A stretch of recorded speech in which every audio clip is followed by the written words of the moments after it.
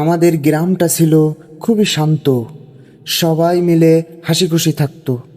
কিন্তু একদিন ঢুকে গেল এমন এক অভিশপ্ত নেশার দ্রব্য, যা নষ্ট করে দিল অসংখ্য জীবন, ভেঙে দিল পরিবার আর কেড়ে নিল স্বপ্নগুলো।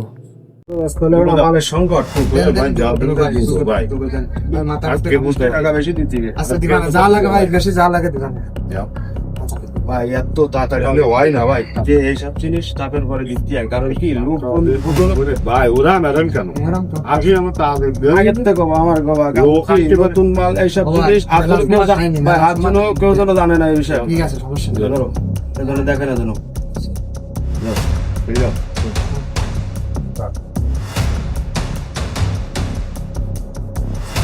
বাবা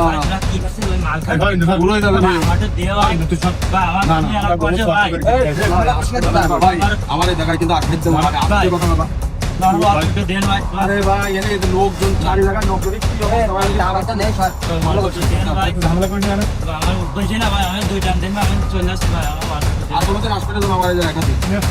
দেবো না কিন্তু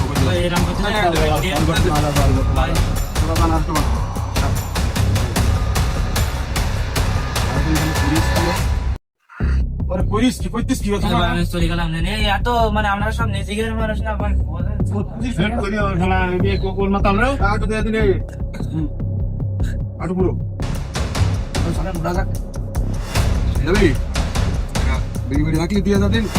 আমার তো পার্টি আরো আসতো, আমার দেশ টিভি তোরা তো চলে যাবে এরকম খাবি। হ্যাঁ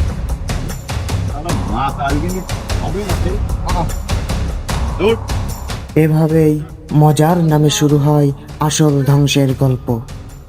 রাতের অন্ধকারে মাতাল যুবক, হাসি আর উল্লাসে ভরা মুহূর্ত, কিন্তু এক মুহূর্তেই সব থেমে যায়। আর কিছুই নেই, শুধু নিঃশ্বাসহীন নীরবতা।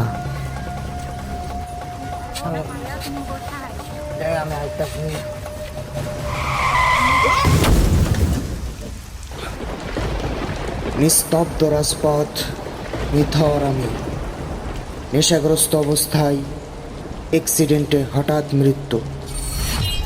দিনের শুরুতে ভাবতেও পারিনি দিনের শেষটাই এমন পরিণতি হবে। ভাবতেও পারিনি রাস্তায় পড়ে থাকবে আমার নিথর দেহ। অথচ এমনটা হওয়ার কথা ছিল না। আমার জীবনটা ছিল আলোকোজ্জ্বল, সাজানো গোছানো, অনেক রঙিন। প্রিয় গ্রামবাসী ও সমাজের সকলের উদ্দেশ্যে, গতকাল আমরা এক হৃদয় বিদারক ঘটনার সাক্ষী হলাম। আমাদেরই এক যুবক, যার জীবন হাসি, স্বপ্ন ও সম্ভাবনায় ভরা ছিল, নেশার কারণে নিয়ন্ত্রণ হারিয়ে এক অ্যাক্সিডেন্টে চলে গেল। এজন্য নেশা কোনো সমাধান নয়, এটি শুধু জীবন নয়, স্বপ্ন, পরিবার, সমগ্র সমাজকেও প্রভাবিত করে। এই ঘটনার মধ্য দিয়ে আমরা শিখতে পারি নেশা এবং বেপরোয়া আচরণ কতটা ধ্বংসাত্মক হতে পারে। আজ থেকে আমাদের দায়িত্ব হলো একসাথে কাজ করে আমাদের গ্রামকে, আমাদের সমাজকে নেশামুক্ত করা, যুব সমাজকে সচেতন করা এবং তাদের নিরাপদ ও স্বাস্থ্যবান জীবনের দিকে গাইড করা। আমাদের যুবক চলে গেল, কিন্তু তার স্মৃতি আমাদের শিক্ষা হয়ে থাকবে। সতর্কতা এবং সচেতনতা আমাদের একমাত্র পথ। ভিডিওটি ভালো লাগলে ফলো করে আমাদের পাশেই থাকবেন। সবাইকে ধন্যবাদ।